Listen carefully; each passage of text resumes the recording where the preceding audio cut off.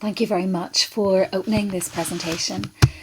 My name's Rosalind Rogers, and on behalf of the Speech and Language Therapy team, thank you for taking our students on this new second year block placement. We have spent the year building on the first year foundations, but we've spent this year on a revised curriculum where we've been able to make sure that our teaching themes really support the students' development around working with people with acquired communication and swallowing problems. In addition, they've also, as you see from the module guide, covered voice, where Orla has worked very hard to make sure that they also follow very similar skill and knowledge development. And at the moment, they're also looking at dysfluency with Maeve and other key lecturers supporting that. So throughout the year, we've been really able to be very explicit, if you like, about how we are supporting students to learn. We thought that you might find it helpful if we talked it through rather than committed it all to paper, because it seems a little bit dry. So bear with me. This is the module that we started with back in September. And this is very much one of two modules around communication with and swallowing needs with adults. So I'm not going to read that out to you, but basically you get what it's about. However, this was really what we covered in our introduction to students so that they would get a sense of what they would be learning. But we also wanted to describe a framework for thinking, and you might find this helpful whenever you have the students with you on placement, even if it's a adult learning placement. This framework still might be useful. We also wanted them to be very familiar with the labels for different types of acquired communication problems. We owe the next couple of slides to our colleague Kate Hoffman, who, as you know, has moved to Leeds. And we were very much looking to give the students an introduction. You know yourself how when you were learning these terms, they all seem to sound the same. So this was our definitions, and moving on from that, we wanted very much to look and give them a framework as to where communication can break down. This slide of Kate's we think is really excellent, and you might find that this is a helpful framework when a student is seeing an unseen patient, that you might want to get them to talk through whereabouts they think the difficulty or difficulties may be arising.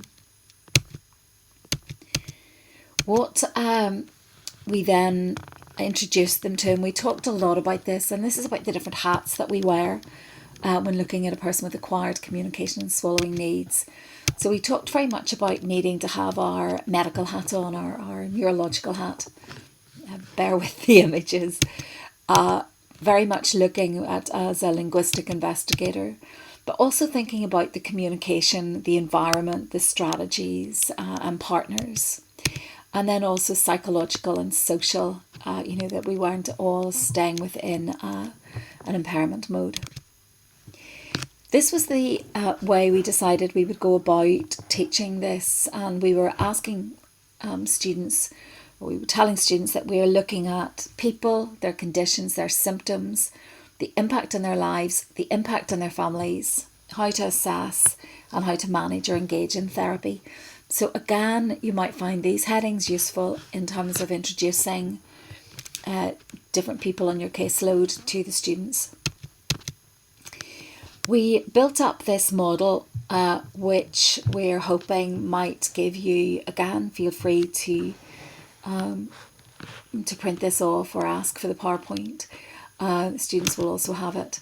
But we wanted to start off from a teaching point of view with the behaviours, the signs, the problems, and then move out to the person, and then consider the communication environment, strategies, communication partners and contexts. And only then did we start to, if you like, divide the person with the problem up Physiologically, that's obviously, as you know, very much looking to see what is going on in the brain and from a neuroscience point of view. But looking communicatively, also thinking about the psychological, the linguistic, the neurological, the cognitive, social, physical, and looking at health and maintaining best health or promoting best health. This structure then allowed us to look at assessment and reassessment, management and therapy. So that cyclical approach, as opposed to students seeing assessment and then management in a linear way. We also thought it was incredibly important, right from the word go, to think about how to prepare the person for life without SLT. That gave us 4 very distinct themes, and these themes were how we structured the module. So the knowledge of language pathology, how they were going to apply neurological, medical and cognitive and neuroscience knowledge. What were the principles of assessment and therapy? And to do that, we really needed to start with observing so that they became much more skilled at observing the person communicating. And we had a 4th theme, seeing the world from the patient's, so the person's perspective. And those 4 themes were taken very transparently throughout the module. We had 4 hours a week, and this was 1 hour for each of these themes. This is how we wanted the students to start to think, because you might think, my goodness, the student doesn't know this. But the student should know where to go to find it out. No longer is it rote learning, it's about knowing where to go. So when we were talking about the condition, the physiology, anatomy, medical, neurological, this is very much asking the student, what do I need to know and how will I find it out? So again, as a placement educator, I think this is a very useful way to question the students. What do you need to know? And how are you going to find it out? And they come back to you with that. With regards to the language pathology topic, we needed that they needed to organise their knowledge. They needed to have frameworks for different conditions. They needed to apply it. And only then, once they were confident, could they start to integrate it. In other words, if you learn about dysarthria, you can't learn about dysarthria and dysphasia and apraxia within the same week or a couple of weeks. You've got to almost learn it in little compartments, but then we need to, as educators, and you need to as practitioners, help them look across and integrate it. Principles of assessment, we have a cycle here that is observe, describe, analyse, form a hypothesis, make a prediction, test it out, and use your communication skills to elicit any other data that is needed. You might find that also helpful when you're asking the student to reflect on what they've seen. One, that they observe it, they start to describe it, they then move to analyse it, and they form a hypothesis as to what might be going on, make predictions, etc.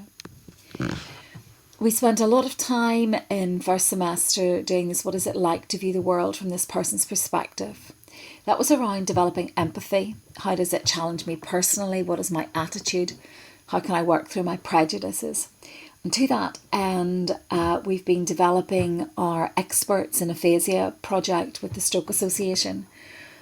Initially, this was led by Kate, with myself and another colleague, Helen Irving. We got some money internally in the university about 3-4 years ago. And the Stroke Association have been attending once a semester, once a year. And second year students have had the opportunity to chat to them. This year, the Stroke Association and ourselves have been working to build on that. And what has happened is that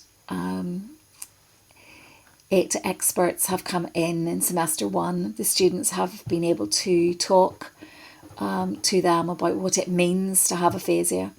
They've been recorded in those conversations, and the students then had to analyse as part of assessment where their baseline communication strengths and areas for improvement were, but also equally importantly, what had they learnt about what it is like to have a communication problem. The Stoke Association then have come back in this semester, and students have had the opportunity then to build on their reflections and the baseline from last semester, and this time to move the conversations on to include how does that person communicate, what contexts are easier, what is harder, what knowledge do they have at their fingertips or not. So we're hoping that will also help you whenever they come out on placement, that they will have had some orientation and some opportunity for reflection. This slide just shows you how we organised it in semester one, and we were a bit ambitious because of the observation sessions took place over some of the teaching days. But you can see that we had set it up.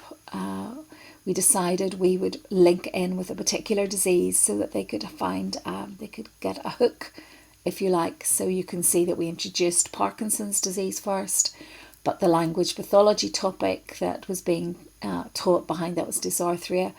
The principles of assessment, they were looking at observing phonetic and phonological levels, and then how we were building up their knowledge of the world.